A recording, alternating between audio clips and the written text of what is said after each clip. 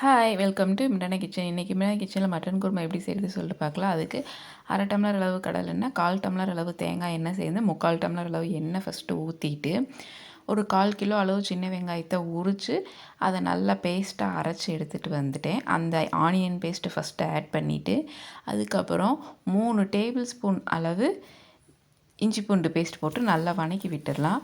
இது கொஞ்சம் வதங்கும் போதே ஒரு 2 டீஸ்பூன் நிறையா பட்டை ஏலக்காய் தூள் போட்டு நல்லா வதக்கிடலாம். இதோட ரா ஸ்மெல் போகிற அளவு வதக்கி எடுத்துக்கணும்.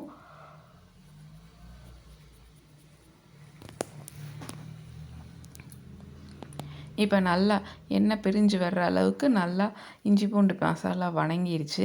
இது கூட ஒரு 4 தக்காளி கட் பண்ணி வச்சுருக்கேன், அதை ஆட் பண்ணிக்கலாம். கொஞ்சம் பெருசாக இருக்கங்காட்டி 4 தக்காளி எடுத்துக்கிட்டேன், இல்லைன்னா 5 தக்காளி போட்டுக்கலாம். 4 தக்காளி போட்டு குருமாக்கு தேவையான அளவு உப்பையும் அதிலே போட்டு நல்லா வதக்கி விட்டுருவோம். இது கூட மிளகாய்த்தூள் ஒரு 3 டீஸ்பூன் அளவு மிளகாய்த்தூள் ஆட் பண்ணிவிட்டு மல்லித்தூள் ஒரு 4.5 டீஸ்பூன் அளவு மல்லித்தூள் ஆட் பண்ணிக்கலாம். இல்லைன்னா 5 டீஸ்பூன் மல்லித்தூள் ஆட் பண்ணாலும் ஓகே தான். நான் 4.5 டீஸ்பூன் அளவு மல்லித்தூள் ஆட் பண்ணி நல்லா வதக்கிடலாம். இது கூட 3/4 கிலோ அளவு மட்டனை க்ளீன் பண்ணி எடுத்து வச்சுருக்கேன். அந்த 3/4 கிலோ அளவு மட்டனையும் ஆட் பண்ணி மசாலாக்குள்ளே நல்லா கலந்து விட்டுடலாம்.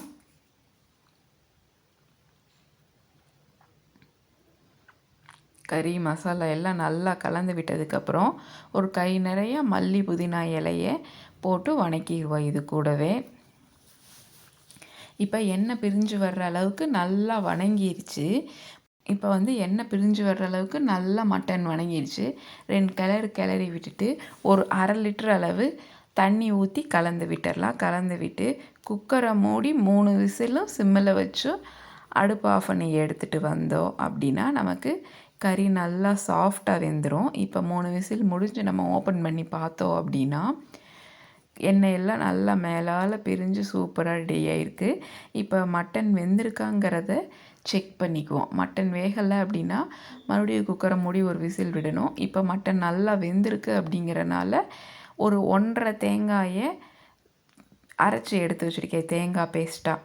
அதை அப்படியே தேங்காயை ஊற்றிட்டு நமக்கு வேணுங்கிற அளவு தண்ணி, குழம்புக்கு வேணுங்கிற அளவு தண்ணி பார்த்துட்டு கலந்து விட்டு ஊற்றிக்கலாம். இது கூட ஒரு 3 உருளைக்கிழங்கு, பெரிய உருளைக்கிழங்கை பீல் பண்ணி கட் பண்ணி வச்சுருக்கேன், அதையும் ஆட் பண்ணிவிட்டு நல்லா கலந்து விட்டு தண்ணி போதுமா ரொம்ப திக்காக இருக்காங்கிறத பார்த்துட்டு குக்கரை மூடி எடுத்துகிட்டு வந்துடுவோம். ஒரு விசிலும் சிம்மில் இருந்தால் போதும். அடுப்பு ஆஃப் பண்ணி நம்ம எடுத்துகிட்டு வந்தோம் அப்படின்னா சூப்பராக கம கமன்னு நமக்கு இப்போ மட்டன் குருமா ரெடி ஆயிடுச்சு.